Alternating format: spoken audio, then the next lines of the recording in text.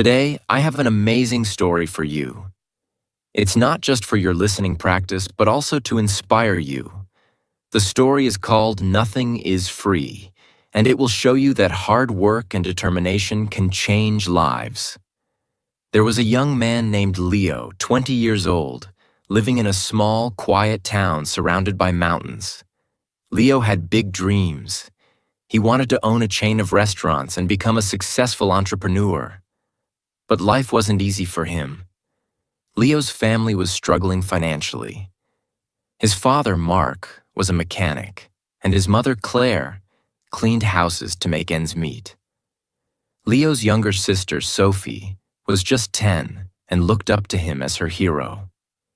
One cold evening, Leo sat outside his small house, staring at the stars. He whispered to himself, "I want to give my family a better life. But how do I start when we barely have enough to survive?" The next day, Leo shared his dreams with his father. Mark sighed and said, "Leo, dreams are not free. If you want something, you have to fight for it. Start with what you have, even if it's small." Leo thought deeply about his father's words. Then, an idea struck him. He noticed that in his town, people loved fresh bread but had to travel to a bakery far away. He decided to start selling fresh bread locally. But there was a problem. Leo had no money to buy the bread. He decided to take a chance and approach the bakery's owner, Mr. Anderson. Leo walked miles to meet Mr. Anderson, a grumpy old man who rarely trusted anyone. With confidence, Leo said, "Mr. Anderson, I want to sell your bread in my town, but I don't have money to buy it up front. Can you trust me for 1 week? I will sell the bread, return your money, and keep a small profit." Mr. Anderson raised an eyebrow. "And why should I trust you, young man?" he asked. Leo replied firmly, "Because I am determined, and I will work hard to prove myself." After a long pause, Mr. Anderson said, "All right, I'll give you bread for 1 week. If you fail to pay me back, don't bother coming here again." Leo was thrilled. Early the next morning, he carried the bread back to his town and set up a small stand near the park. He greeted every passerby with energy and a smile, saying, "Fresh bread, warm and delicious."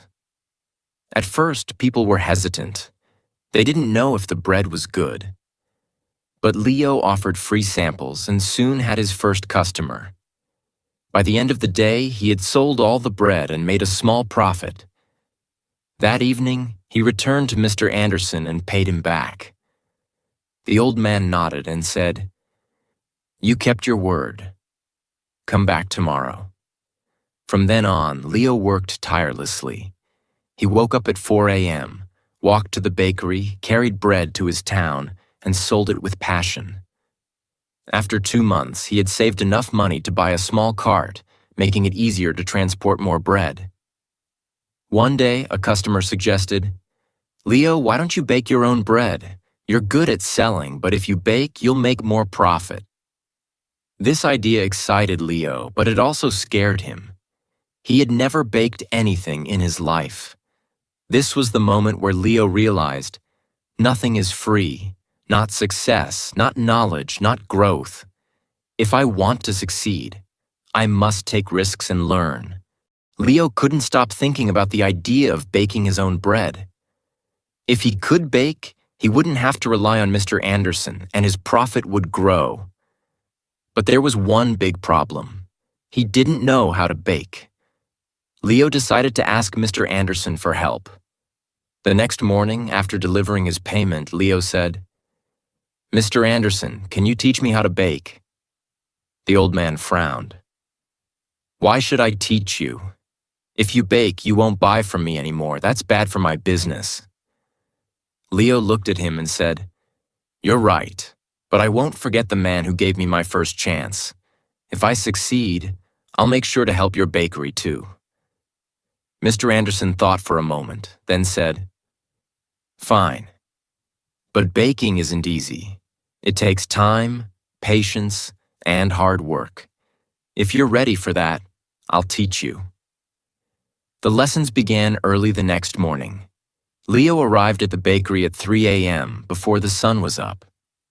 Mr. Anderson showed him how to mix flour, knead the dough, and bake it perfectly. At first, Leo struggled. His hands hurt from kneading, and his bread came out too hard or too soft. One day, after ruining another batch of bread, Leo sat down, feeling defeated. He said to himself, "Maybe I'm not good enough for this. Maybe I should give up." But then he remembered his father's words. Dreams are not free. He realized that every mistake was teaching him something new. Giving up was not an option.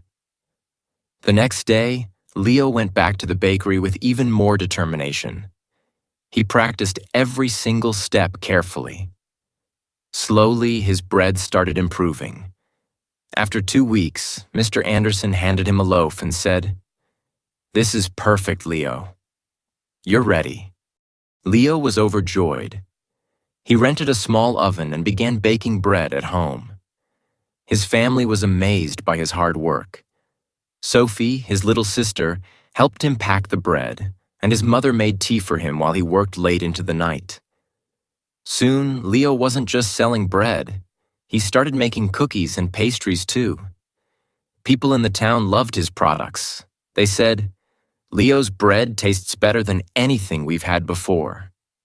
But success wasn't easy. One day, a new bakery opened in the town, run by a young man named Eric. Eric had a big, fancy shop with colorful signs and decorations. People were curious and started buying from him instead. Leo noticed his sales dropping. He felt scared.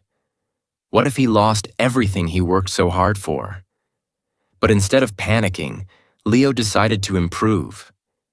He listened to his customers and asked, "What do you like about Eric's bakery? What can I do better?" Some said, "Eric's shop looks clean and pretty." Others said, "His cakes have beautiful designs."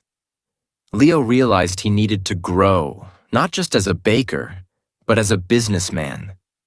Using his savings, Leo painted his cart, added bright decorations, and started offering free samples of his new pastries. He even learned how to decorate cakes by watching videos in the library.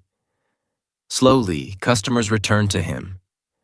One evening, an elderly woman came to Leo and said, "I've seen many young men give up when times get hard, but you didn't. That's why we trust you." Her words filled Leo with pride. Months passed, and Leo's business grew. He saved enough money to rent a small shop. It wasn't as big as Eric's, but it was warm and welcoming. He named it Leo's Fresh Bakes. Every morning he woke up before sunrise, baked fresh bread, and opened his shop with a smile. His parents and sister helped him. Sophie, now 11, loved talking to customers, and Claire managed the accounts. But Leo knew this wasn't the end of his journey. He wanted to reach more people, make his family proud, and prove to himself that anything is possible with hard work. Leo's bakery, Leo's Fresh Bakes, was becoming the heart of the town. People loved his fresh bread, cakes, and pastries. Business was growing, and his family was proud of him. But life wasn't done testing Leo. One stormy night, as Leo was closing his shop, he noticed smoke coming from the bakery. He rushed inside and saw that a small fire had started near the oven. He quickly grabbed water and managed to stop the flames, but much of his equipment was damaged. The next morning, when the townspeople heard about the fire, they came to check on him. Some said, "Oh no, what will Leo do now?" Others whispered, "Maybe this is the end for him." Leo felt heartbroken but not defeated. He stood outside his bakery and said, "This is just a challenge. I've faced struggles before, and I will face this too. I won't give up." He took a deep breath and began making a plan. He calculated how much money he had saved and realized it wasn't enough to replace all the equipment. For a moment, fear crept in. But Leo remembered his journey, how he started with nothing but a